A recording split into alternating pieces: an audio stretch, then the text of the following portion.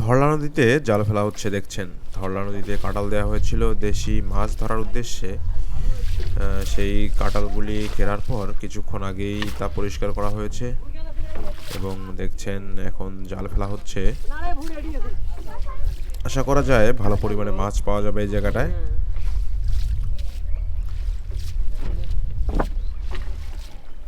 ধরলা নদীতে এভাবে মাছ ধরা খুবই প্রাচীন একটি মাছ ধরার পদ্ধতি। এই পদ্ধতিতে জেলেরা অনেক আদিকাল থেকেই নদীতে কাঁটালের মাধ্যমে মাছ ধরে আসছেন। দেখতে থাকুন ভিডিওটি, আশা করা যায় ভালো পরিমাণে মাছ পাওয়া যাবে।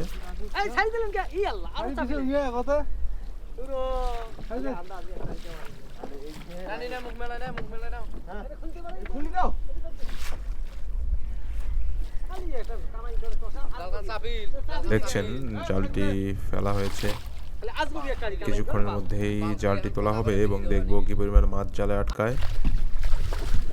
জালটি টানা শুরু হয়ে গেছে এবং জালের মধ্যে অনেক বড় সাইজের একটি কাঁটাল আটকে গেছে দেখা যাচ্ছে। তবুও জালটি তোলা হবে এবং এই অবস্থাতেও জালটিতে ভালো পরিমাণে মাছ আসতে পারে। দেখতে থাকুন, আশা করি ভালো কিছু মাছ ধরা দেখাতে পারবো আপনাদের।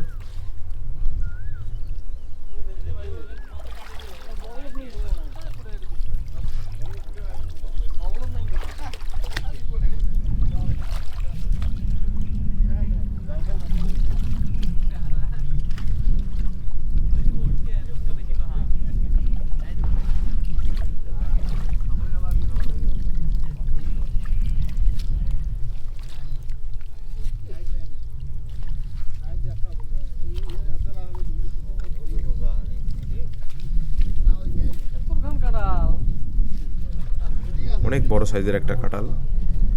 আমাদের বিখ্যাত ডুবারু শাহিদুল ভাই দেখছেন ডুবে ডুবে একটি ভালো সাইজের মাছ ধরেছে, সম্ভবত কলসা ট্যাংরা অথবা ছোট সাইজের একটা আইড় মাছ হবে।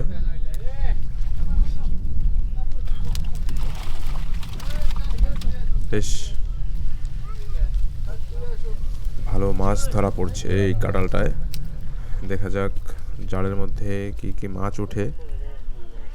এখনো জালের অনেকটা অংশ উঠানো বাকি আছে, কারণ জালটি অনেক বড় সাইজের।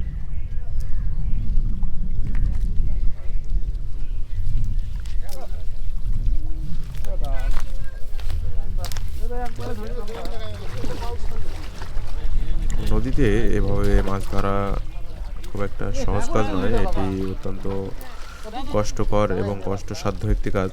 দেখছেন অলরেডি একটি কালবাউস মাছ ধরে ফেলেছেন একজন ভাই। এই কালবাউস মাছগুলি, বিশেষ করে নদীর যে কালবাউস মাছগুলি, এটি অত্যন্ত স্বাদের হয়। আরও একটি কালবাউস মাছ ধরেছেন, মাশাআল্লাহ খুব ভালো মাছ। জালের মধ্যে আরও বেশ কিছু কালবাউস মাছ দেখা যাচ্ছে। আমাদের ধরলা নদীতে এই কালবাউস মাছ প্রচুর পরিমাণে হয়।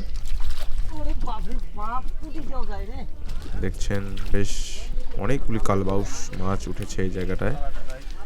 এলাকার লোকজন অনেকে এটাকে বাউস মাছ বলে। আপনাদের এলাকায় এই মাছটাকে কি মাছ বলে অবশ্যই কমেন্ট করে জানাবেন। দেখছেন বেশ অনেকগুলি মাছ কিন্তু উঠেছে, প্রথম দিকে বোঝাই যাচ্ছিল না যে এত পরিমাণে মাছ উঠবে জালে। মাশাআল্লাহ, ধন্যবাদ।